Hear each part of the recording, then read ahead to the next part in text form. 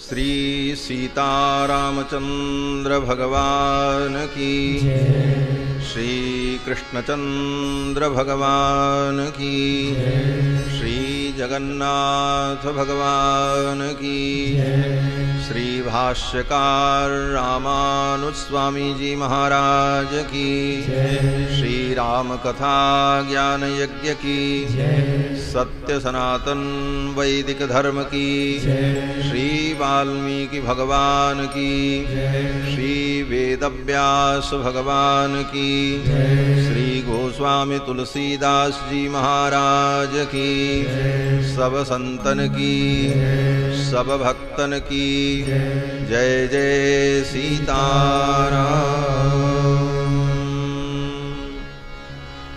हरि ओम।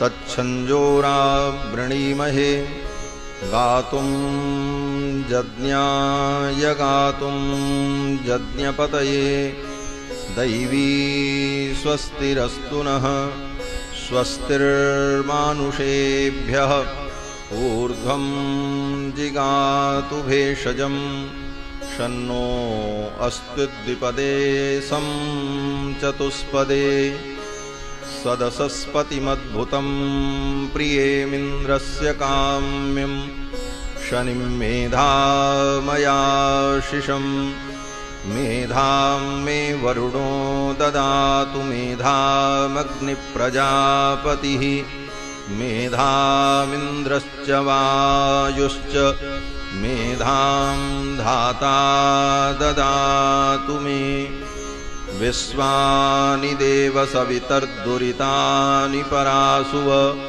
जदभद्रं तन्न आशुव रामाय रामभद्राय रामचंद्राय वेधसे रघुनाथाय नाथाय सीतायापतये नमः। रामं रामानुजं सीतां भरतं भरतानुजं सुग्रीवं वायुसूनुं च प्रणमामि पुनः पुनः। नमोऽस्तु रामाय सलक्ष्मणाय देव्यै च तस्यै जनकात्मजायै नमोऽस्तु रुद्रेन्द्रयमानिलेभ्यो नमोऽस्तु चन्द्रार्कमरुद्गणेभ्यः। चरितं रघुनाथस्य शतकोटिप्रविस्तरम् एकैकमक्षरं प्रोक्तं महापातकनाशनं कूजन्तं राम रामेति मधुरं मधुराक्षरम् आरुह्य कविता शाखां वन्दे वाल्मीकिकोकिलं यः पिबन् सततं रामचरितामृतसागरम् अतृप्तस्तं मुनिं वन्दे प्राचेतसमकल्मषम् गोष्पदीकृतवारीशं मसकीकृतराक्षसं रामायणमहामालारत्नं वन्दे नीलात्मजम् अञ्जनानन्दनं वीरं जानकीशोकनाशनं कपीशमक्षहन्तारं वन्दे लङ्काभयङ्करम् वैदेही सहितं सुरद्रुमतले हैमे महामण्डपे मध्ये पुष्पकमासने मणिमये वीरासने सुस्थितम् अग्रे वाचयति प्रभञ्जनसुते तत्त्वं मुनिभ्यः परं व्याख्यान्तं भरतादिभिः परिवृतं रामं भजे श्यामलम् आपदामपहर्तारं दातारं सर्वसम्पदां लोकाभिरामं श्रीरामं भूयो भूयो नमाम्यहम्। ऋक्यजुस्सामरूपाय वेदाहरणकर्मणे प्रणवोद्गीतवपुषे महाश्वशिरसे नमः। यो नित्यमच्युतपदाम्बुजयुग्मरुक्मव्यामोहतस्तदितराणि तृणाय मेने अस्मद्गुरोर्भगवतोऽस्य दयैकसिन्धो रामानुजस्य चरणौ शरणं प्रपद्ये। शाण्डिल्याह्वयवंशमारितविधुं श्रीकोसलेशार्चकम् विश्वक्सेन यतीन्द्रदेशिकपदद्वन्द्वारविन्दाश्रितं स्वाचार्ये सुयतौ जगद्गुरुवरे श्रीरामनारायणे नित्यं सक्तमतिं जगद्गुरुवरं श्रीवासुदेवं भजे। अस्मद्गुरुभ्यो नमः। अस्मत्परमगुरुभ्यो नमः। अस्मत्सर्वगुरुभ्यो नमः। श्रीमते श्रीभाष्यकाराय नमः। श्रीपराङ्कुशपरकालयतिवरवरवरप्रतिवादिभीकरगुरुभ्यो नमः। श्रीजानकीकान्तस्मरणं श्रीराधाकान्तस्मरणं सन्तपूर्वाचार्याः सहायाः सन्तपूर्वाचार्याः सहायाः। बोलिए श्री सीतारामचंद्र भगवान की, श्री जगन्नाथ भगवान की, श्री राधा कृष्ण भगवान की, श्री वाल्मीकि भगवान की, श्री वेदव्यास भगवान की, श्री भाष्यकार रामानुस्वामी जी महाराज की, सब संतन की, सब भक्तन की जय जय सीताराम।